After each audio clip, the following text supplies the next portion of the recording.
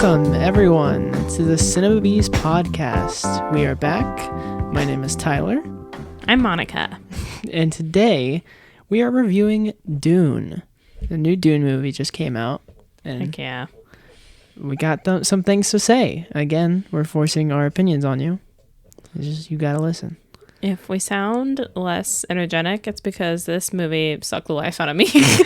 And I'm tired from it. But we'll more on that later. Yeah, we shall get more into Dune in a bit, especially Monica's opinions, because Monica had some very obvious opinions in the theater. We'll start out reviewing the two. We saw a bunch of trailers before. A ton of trailers. There was no need. Yeah, I like trailers on a movie, okay? But I think, was it 10? Let me count. I have them all listed on my phone. And I was like, all right. And but the thing is, actually, almost all of the trailers were new. There's some I haven't seen before. So I was like, holy crap, they really... 1, 2, 3, 4, 5, 6, 7, 8, 9. There were nine trailers. 9 trailers today. That's almost 30 minutes of trailers if each trailer is about 3 minutes long. Yeah, exactly. That's crazy. Yeah, so it definitely got a lot of us. So I will start out, and I will talk about the new Uncharted trailer that just came out. So as you probably don't know, I'm a mega gamer. I'm a mega gamer, and I say this without having ever played a single Uncharted game. I've watched a lot of them. Especially, I have the 4th one. Like, I can play it at any time. I just haven't gotten into it. Where the games are, like, super cool. They look super fun. Are they PlayStation? Yeah, okay. It's all Sony.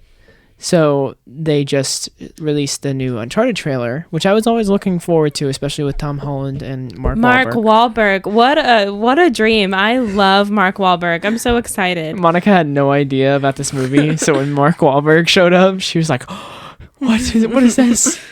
Yeah, so that looks super good. It looks just like the game, especially I watched a video of like it side by side with like moments from the game. It looks like dead on. Question about the game, is it because I know like some games like Call of Duty, I don't think it's a cohesive storyline. That like each one's a different universe. Is Uncharted that way, or is it like a continuous storyline from 1 to 4? Yeah, it's a continuous storyline. So they're setting up the franchise. Exactly. Here we go. So Nathan Drake is like who is Tom Holland, who's Tom Holland is playing. He basically continues through this entire the entire franchise, and it's just him. It's just his story and like him exploring the world, like hunting treasures and stuff. So I'm very excited to keep that going because I think that it looks really, really good and it looks very faithful. It looked really good. It kind of gave me Indiana Jones vibes. Exactly. I think, oh crap, I don't remember what I was about to say. First of all, I did think it was funny. They put the thirst traps in for Tom Holland because the girlies be loving him, and he like got out of the water and his shirt was all wet, and I was like, I see what they're doing here. They're reeling him in, but no, that does look really good. I'm excited to. That comes out January, February. I believe. I think it was February, but yeah, I do agree. It does look like the new. It just looks like a new Indiana Jones. Well, that's what I was gonna say. Is Tom Holland is one of those actors that I think they're putting him like in everything now, but yeah. I think it's warranted. I think he's really talented and I think he brings life to all the characters he plays, even the animated with Onward. I don't know. Even the spy movie. What was that? What's it called? I can't remember the one with the pigeon. It was Will Smith. I can't remember. It was so good though. That was really good. We saw it in theaters just randomly one night. We're like, let's just go see this. Why not? It's where he's like a pigeon and spy movie, Spies in Disguise. Yeah, that was cute. It was really good. And Tom Holland does a great job again. So yeah, I really do think he's really good. Yeah, so he's a really good actor. Plus, like I haven't like watched many movies where he's like super serious, but I've seen clips of him being super serious, and he looks like he has some serious acting chops. So I'm excited to see him in Uncharted. I'm afraid he's gonna age out quickly from some of these roles that he's playing because he's only gonna look 16 for so long. Yep. Like he's already in his mid-20s, I think. So. Yeah. You know, but it's right now he's doing good. So yeah, he's living life. Anyway, the trailer I'm going to talk. Was that all you had to say?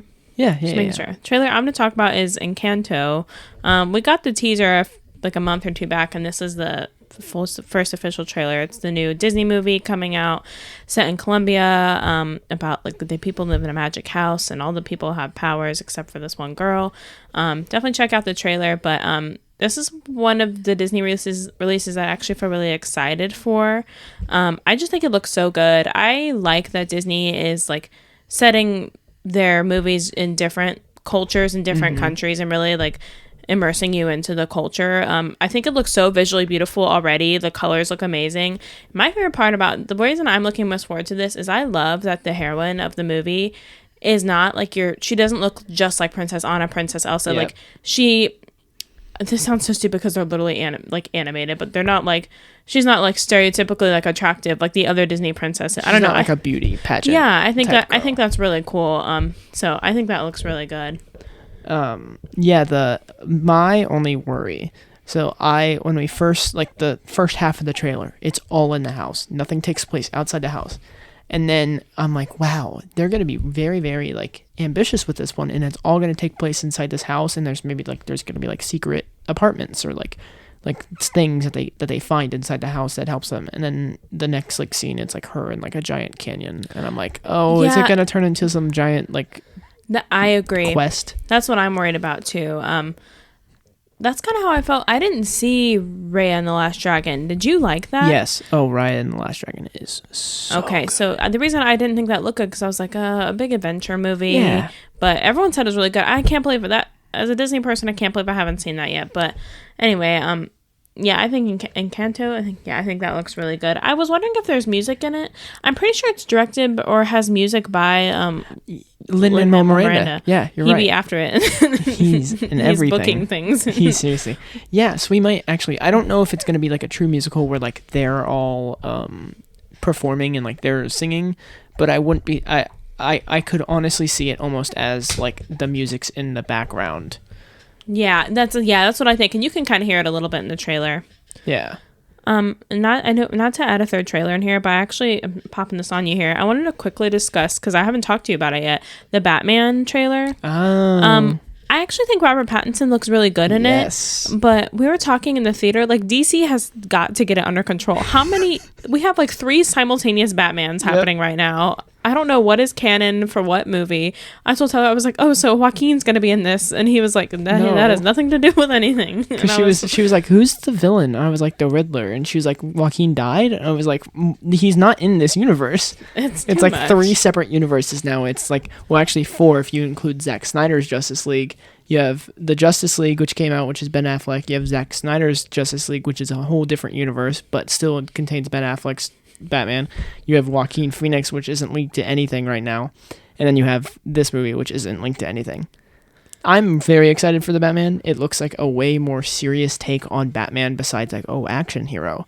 And it's like, it's going to show him actually being a detective, which is like one of the first things in the comics that he was, besides being like a hero or a vigilante, he was a detective. That's cool. Who is that girl? What character is she supposed to be? Is it Catwoman? Catwoman, yeah. Oh, Selena she had never had ears, so I was looking for the cat. Like, she was just wearing black. I don't know. I was just like, who is this lady? I think this is supposed to be a lot of like the introduction into stuff. This might become a new thing. Until they just throw in like, actually, let's throw in another Batman movie. Yeah, that's not canon with this one. Yeah, exactly. So I don't know where it's going, but I am excited for that. Yeah. All right, we are now going to get into Dune. This is still no spoilers. We're gonna keep it no spoilers, and we will obviously tell you when we have spoilers, so you don't have to worry about being spoiled unless you want absolutely no idea going into this movie like I did. Then you're free to leave now, but come back once you watched it. Okay. Monica, do we want to talk about your experience with this movie?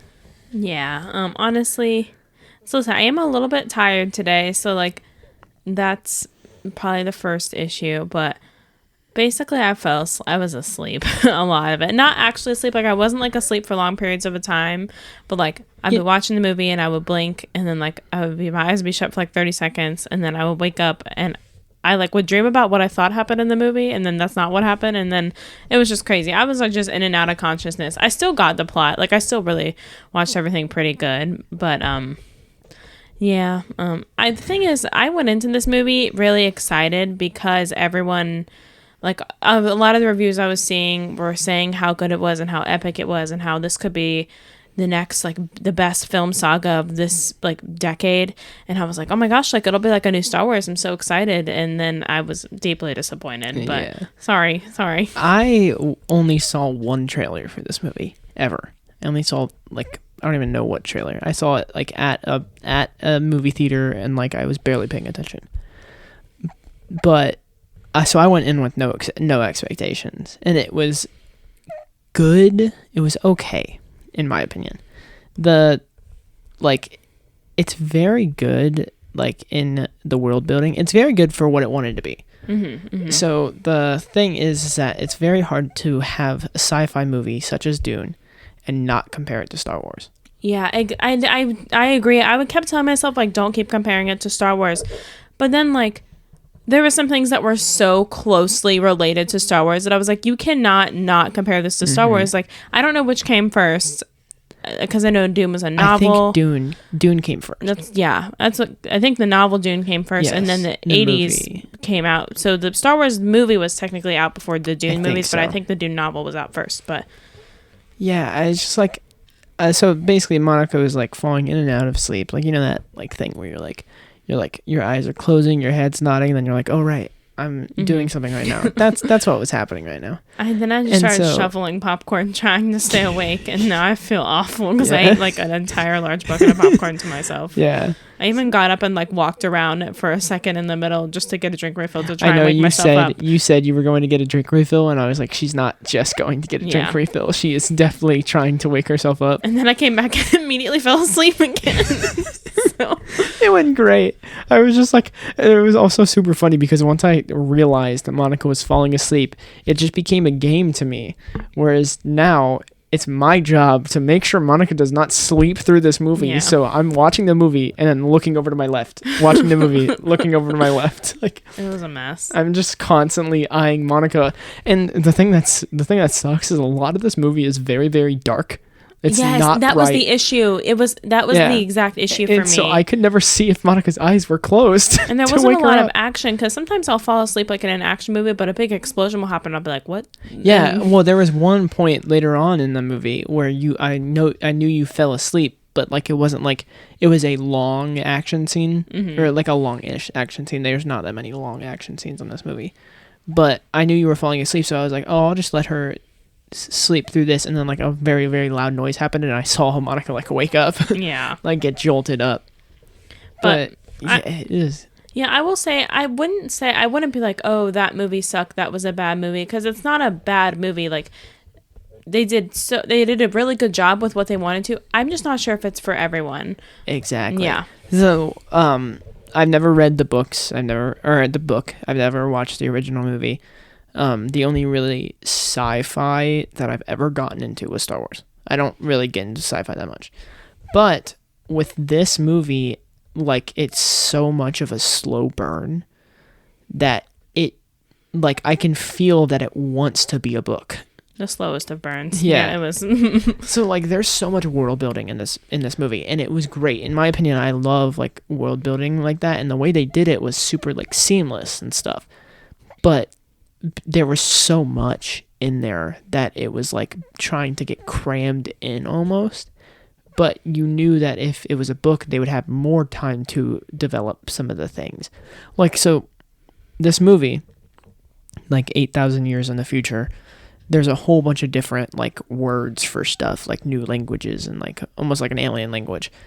And they say, like, they introduce, like, the words, like, one time, or don't even introduce them at all sometimes. And then it's, like, used, like, throughout the rest of the movie, and I have no idea, like, what they mean. Oh, my gosh. There was, like, towards the end, they said something, and I was like, who was that? Like, what does that mean? Yeah, You had to explain it to me. I literally had to lean over, and I was like, yeah.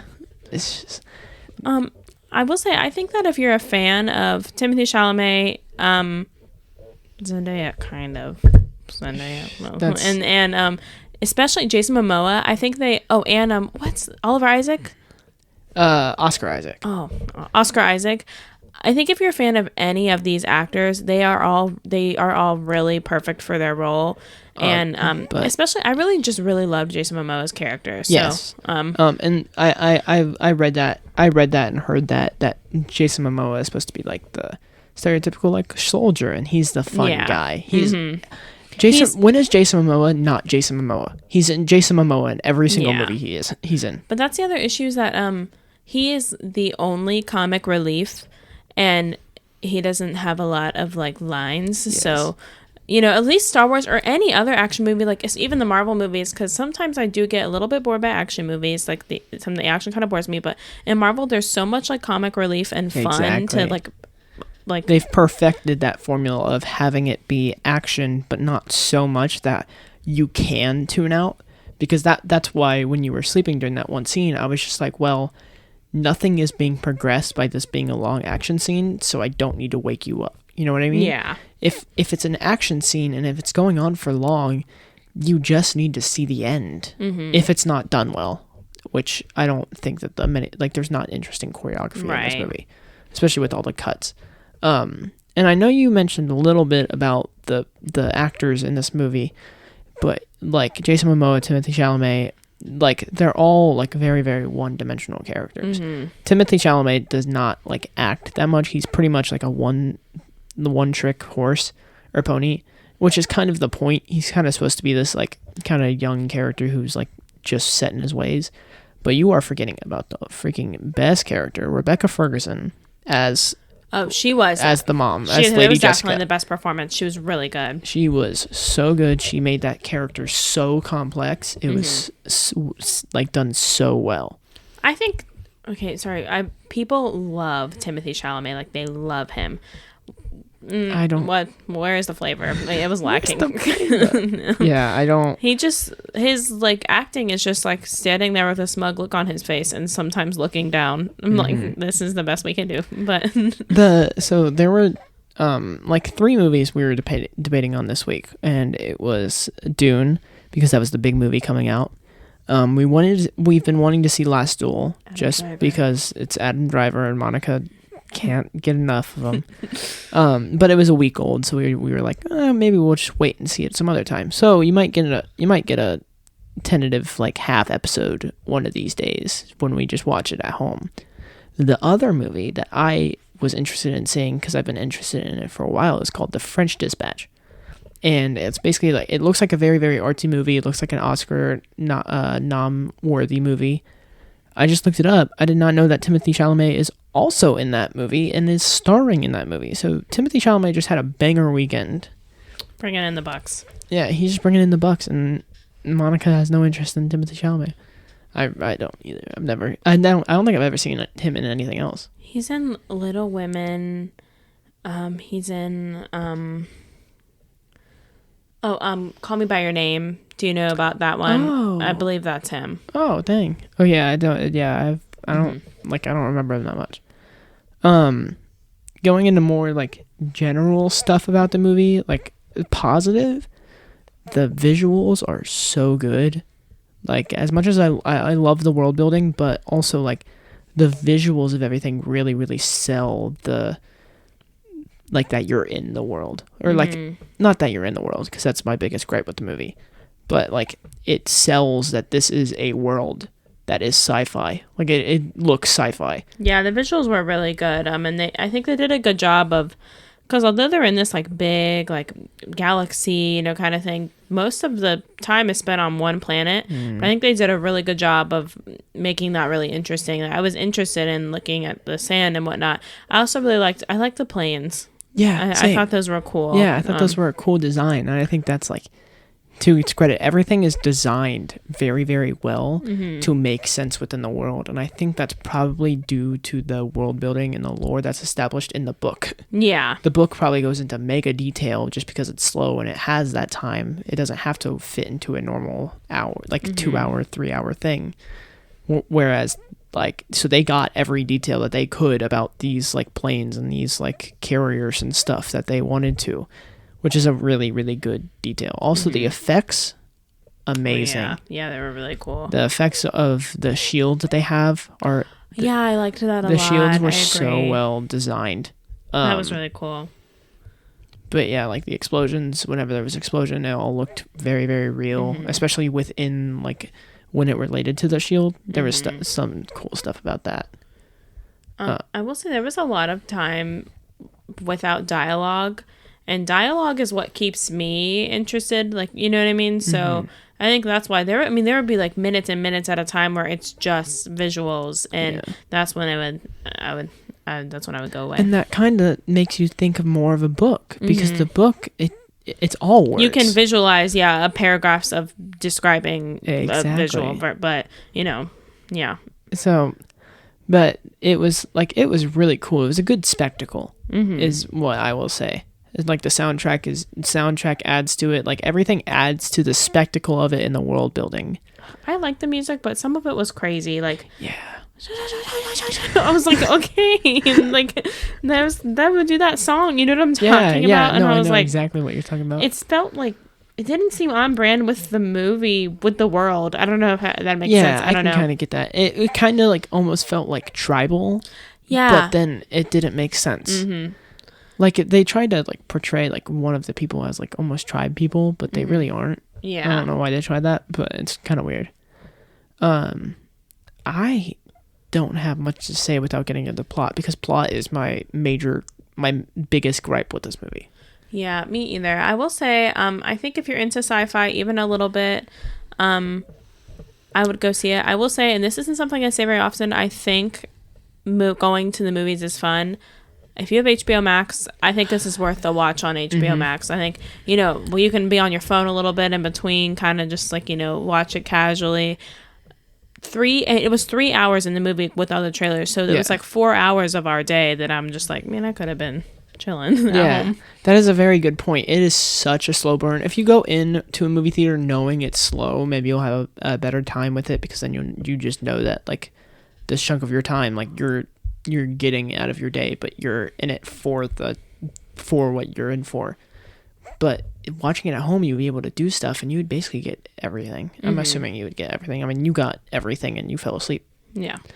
So I actually will agree with Monica here. I do think it is worth watching it at home instead. It's just that slow of a movie, which is not what appeals to me. But if you're a sci-fi person, and especially people who love Dune, if you love Dune, like, you will love this movie. Yeah. Like, that's just a fact. Like, it's just pure Dune. And if you already like Dune, I'm sure you've already seen it and you love it. So, Yeah, exactly. You're probably not waiting for our opinion, but still. So I guess we'll ask the question, Tyler, is it buzzworthy? In my opinion, it is not. I don't think so either. What's your rating, do you think? Probably a 4.5 out of 10. I think I'm going to agree with you exactly. Maybe I'll go down to a half point. Maybe I'll go down to 4 out of 10. But I feel bad saying that because I do... because you can tell they work so hard on it. And there's so much craft put to this one. But I don't know. It wasn't for me. I think it's for other people, but it was not for me. So it does not make me excited for part 2. Yeah. It does not make me excited for it. Like compared to, if we could do a quick comparison to Halloween Kills, which we saw last weekend, it wasn't the most perfect movie. It wasn't the best movie, but it still made me excited for the next one. Exactly. And this one, I could have dealt with some flaws or even some slowness, but it did not make me excited for the next one. I was just like, I don't want to go and experience this I again. can't do this again. It's not again. Not again. All right. So I guess we will move into spoilers now. So spoiler warning. Spoiler warning. Doing what Monica did last week.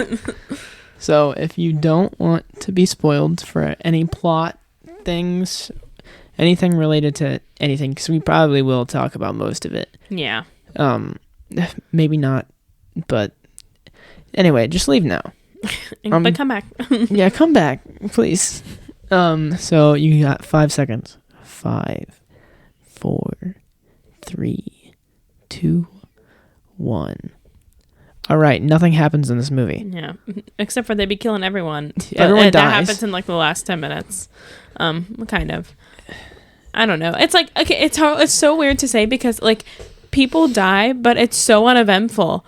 Like, did you feel that way? I was just like, oh, so he gone, and they'd be like, he's dead now. Let's go. Yeah. And I was like, oh, so all right. The dad, the father, Oscar Isaac, the Duke, Like, the main person of this family, the leader of this world, just dies. And also, to me, it wasn't even clear that he died. I was just Yeah. like, is he dead or not? And they were like, forget him. It's done. Well, the poison is obviously died. Well, yeah. Yeah. But, like, before that, you didn't know. Yeah. Yeah. I read something online. So the father dies by the doctor's hands because the doctor's wife is kidnapped by the I can't remember their name, but the bad people. The bad guys. And in the original movie and the book, the doctor is given so much time to be explored as a character. You get a scene in the original movie where he explains that his wife is kidnapped or something. So you get his motivation before it even happens. And you also get character development. So you are more attached to the doctor. And then when the doctor betrays the main characters, you're like, oh my God. Whereas in this movie, it's like, oh no, I looked at Tyler and I was like, who is that man? And he was like, that's a doctor. And I was like, oh, okay. He was in one scene. Yeah. He's been in one scene before this. It's just like, why? Why are we doing this? I think the original movie, I have to look it up, but I'm pretty sure it became a mini series. I heard it was like 6 hours long, which would make sense. Like they should have, I don't know. I don't know. I don't have a lot to say, but yeah. Monica is pretty much like decided, but like also like doesn't want to think about this movie ever again. So she's not saying much. So I'm leading the discussion on this. I don't know. I get my other gripe with this movie was from start to finish, the entire plot is driven by this emperor. They're like, oh, well, the emperor is bad, so we're going to do this. We have to take down the emperor. And I finally, I was like, we never met the emperor. Who is this person? I don't know if maybe that's some type of plot twist where like the emperor is someone we know. But like from the very opening saying they're being like the emperor did this and the emperor sent away this. Why would the emperor do this? You never meet the emperor once. So I was just confused about that. It's also funny because it's like the women, I can't remember their name, but the women that have like the power to like the witch people. Yeah, the witch people. That's a good comparison. They said that they've been like directing everything in the background, and they've been directing the emperor, and they've been directing everything. Are they the emperor? Who knows? But just like that's such a cool concept, but we never see it explored. Yeah, it's explored once, and then they reveal it to Timothée Chalamet character Paul. They reveal it to his character, and then that's the end of it. We never hear anything about the witch people ever again, and it's like. Yeah, and they were like the most interesting part. Yeah, exactly. The mom is the most interesting character out of this entire movie. She is so complex. She has so much going on, but like some of the stuff feels so disconnected. Like one of my two biggest gripes with this movie is that the world building and the plot are totally disconnected, which is a major flaw. Like the plot happens, but it has nothing to do with like the world around it. If I were to go into explanation about the plot, Timothée Chalamet's character is realizing his powers, or like realizing that he's like the messiah to these people. Then they go to this world, they get attacked, and they then find these people and talk. Whereas everything that's interesting, like the sand walking or the little mouse or the chips or the spice like trade, it's all pushed to the side when that's the interesting stuff about this world. Like explore the world more, or have the world make matter. Like the cool parts were like the sandworms. Every time it was a sandworm, and that it was like cool. Like that was a cool spot, but it doesn't really do anything for the main plot, which is one of my biggest gripes. Also, like I had something about, I talked to you earlier about this. There was something about Timothée Chalamet's character that I disliked. Just all of it. No, but yeah, I can't remember. If it comes up, or just shout it out. But I think the big issue for me is that this movie is 2 hours and 35 minutes long. I can literally describe the plot in 2 sentences. Like that, like one short paragraph can give you the entire plot in full detail. Nothing happens. Zendaya is not there. Where is she? Same thing. She's there in flashbacks for like 5 seconds at a time, and she has maybe 2 lines in the last 10 minutes of the movie. We don't even meet her till the last 10 minutes. And that's half the reason I was there. I was just like, where's Mrs. Z? Lady Z, come on. Because if you watch the trailer, she was like the center of the trailer. It's all about, you think the movie's going to be out. That was my issue. I thought the movie was going to be about Timothy Chalamet, like, trying to find Zendaya. I thought it would be kind of like a love story, which is, I think, part of what makes Star Wars interesting. Sorry to keep bringing up Star Wars, but, you know, Star Wars is good because it has comedy, it has action, it has sci-fi, it has a love story, even though they're brother sister. But you know, that's why it's good. But like you almost go into this movie, especially when it starts and it's all about like it starts with Zendaya's character explaining voiceover, the lore. Then it goes to Timothée Chalamet's character, and then because of that, you're like, oh, it's gonna go back and forth between them two, and see like what they're both living, and then see where they line up, and that never happens. You literally don't see Zendaya, I mean, besides like flashbacks or like visions, until the like very end of the movie, and she's like the most uninteresting, boring character. Like she has nothing to do. She gives Paul a sword, and which is basically just like them being like, are they gonna get together by the end of these movies? Like, it's basically forcing a relationship upon them. Like, there's no reason that she gave him a sword. There's no reason for that. And then at the end, she gives like the most stereotypical line where he's like, "This is only the beginning." I'm like, stop. We don't need it to be the beginning.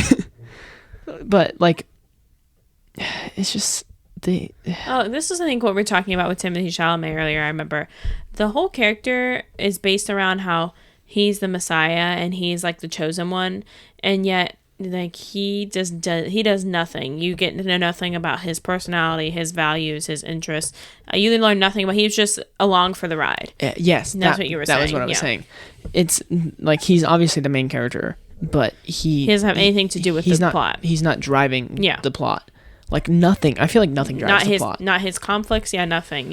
He's just along for the ride, and then because the plot is happening, he has to experience the things that he has to experience.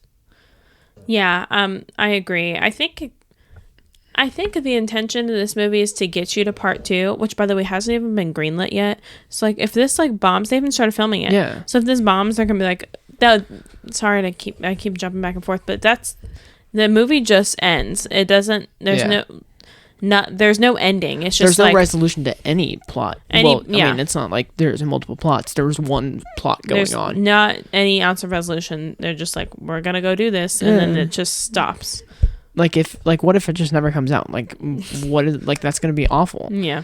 Like you have no reason. You have no reason to watch this movie again. Yeah. So you would have you would literally get no extra revenue on this movie because it doesn't go anywhere, and like. It's just like a lot of people are comparing this to Lord of the Rings. Yeah. Whereas Lord of the Rings, you obviously are getting to the third one. It's obviously like you're waiting for the ring to be destroyed. But each movie has their own separate plot in of itself that gets them closer to the goal, where finishing the first movie, you feel accomplished. You feel accomplished, but you know there's still work to do. You feel like you watched the story with the beginning, middle, and end. Yes. Yeah. Whereas this is literally just the beginning. Just like Zendaya had said, this is literally the beginning and nothing happens. It's like if you watch Act 1 of a movie and then that was it and just stopped it before Act 2 and 3. Yeah, exactly. Like, the start of the movie is going to be something bad happening to the main character, which is going to drive him to do something further. At the final third, his father dies and his best friend dies. So what is he being driven to do? Yeah. Like, we need to know where he's going. He says, I'm going to stick out with these people at the very end, but you have no idea what that means. Yeah. You have no idea of what they're going to do. They're going to teach the ways of the sand, but okay, what does that mean? It almost is set up to be like, oh, he's going to align with these people, but for what purpose? Yeah. Like, I guess to defeat the evil guys, but like the evil guys are so uninteresting that you don't care about them being defeated. They're uninteresting. Like, they're not like vicious enough where it's like he's just a turd. You want them to be defeated. Yeah. They're just there and they're bad people, and so you're like, I don't care about these people being destroyed. Like, I don't really care. Sorry, I'm talking a lot. No, I'm you're very fine. passionate. No, you're fine. The villain, Dave Bautista's character reminds me of from the Muppets movie. He's like, sweet, sweet oil, sir. Like, that's like literally his motivation. Wait, are you talking about like the Blob character? No, Dave Bautista, because Okay. he's like, oh, I want, like, we need to get this, Okay. because it's basically oil, essentially. That is very The true. spice is oil. That is And very like, true. it's like, sweet, sweet oil, sir. I'm Tex Rich, Mr. Texas. That's what it remind me of. But anyway, That's so funny. I can't think of anything else really plot-wise to talk about.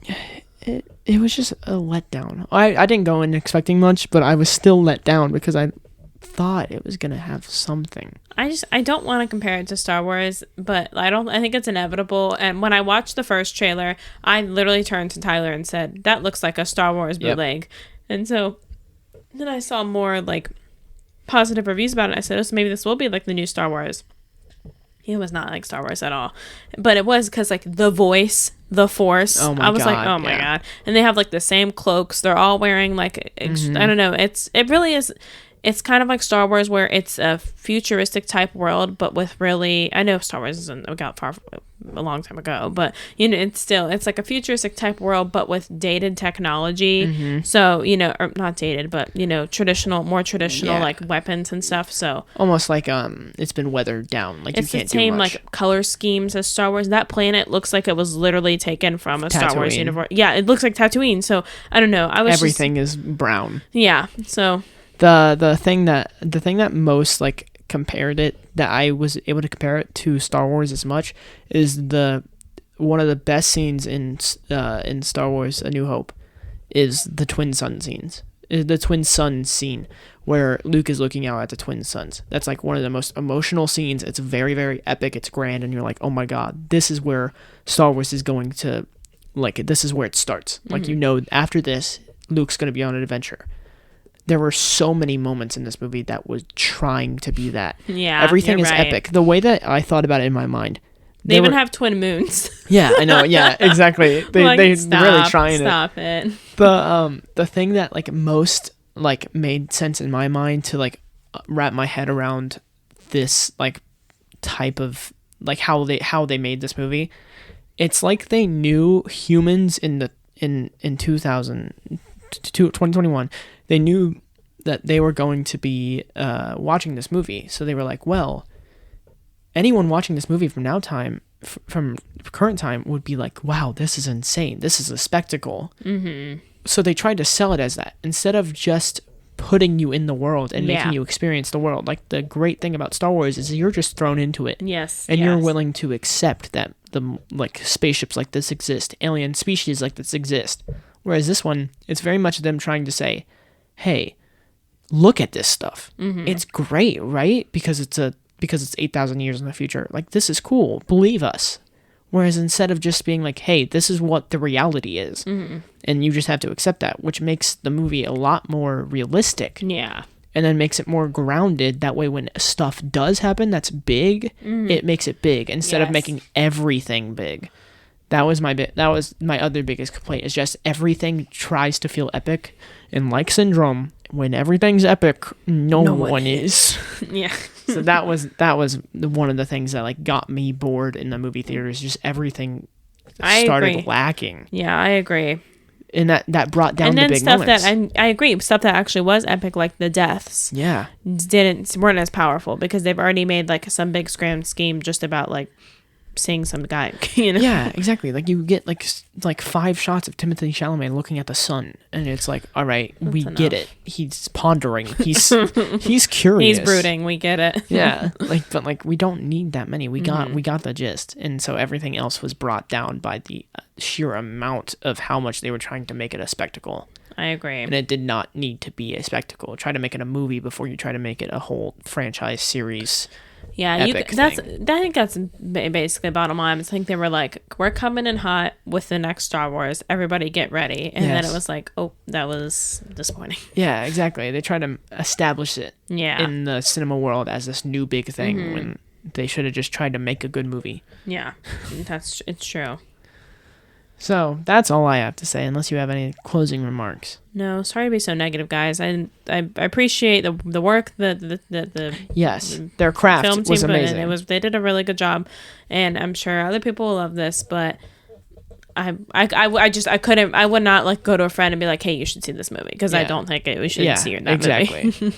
Like just go see another movie. Like Yeah. even if it ends up being a bad movie, like the amount of time that you would have to see this movie Exactly is so much exactly. that it's too much, and it feels longer than it is, which is a bad thing. Bring back 90-minute movies. Yeah, that's why Venom was so good. Venom 2, Venom Let There Be Carnage. Everything was so quick. It was just like, hey, this is our story. We're trying to tell it. That's and it. by the end, I was like, that was the perfect amount of time to spend in this world. Yeah, exactly. And I did then- not need to go more into their characters. Yeah. So it could have been done in a more streamlined manner and they should have made it basically matter more. Yeah. Whereas if right now it doesn't matter. Like nothing matters in that movie. Right. So, in my opinion, it is not buzzworthy. It's a 4.5 out of 10 at best, literally just because the world building is so good and the visuals are so good. Agreed. That's my only and then like probably, so that's probably makes it a 4, and Rebecca Ferguson's acting gets it a 4.5. Yeah, she because did a she good was job. really good. She was really good. She was my favorite part of the movie. For sure. What were you rating it? 4.5 or 4? 4 out of 10, yeah. That makes sense.